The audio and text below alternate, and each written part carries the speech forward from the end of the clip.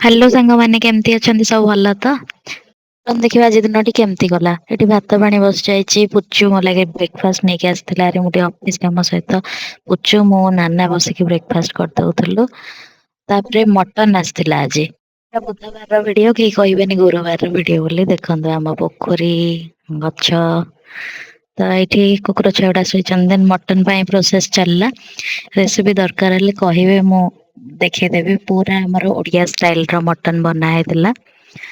ଦେନ୍ ମଟନରେ ସବୁ ଜିନିଷ ଅଦା ରସୁଣ ପିଆଜ ଦେଇକି ଗୋଟା ମସଲା ସବୁ ଦେଇକି ଗ୍ରାଇଣ୍ଡିଙ୍ଗ କରା ହେଇଯାଇଥିଲା।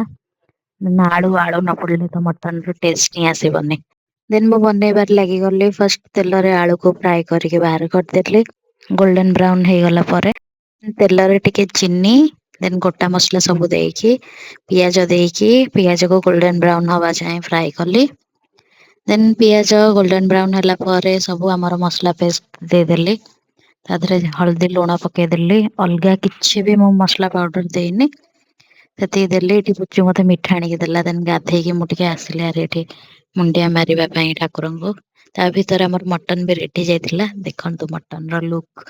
ବାଢିଲା ବେଳକୁ ସେ ଫୁଟୁଥିଲା ପୁରା କେମିତି ଲାଗୁଛି। ଦେନ୍ ଦେଖନ୍ତୁ ଆଜି ଖାଇବାରେ ଏଇଗୁଡା ସବୁ ହେଇଥିଲା ମୁଁ ଦେଖଉଥିଲି ସେଇଟା।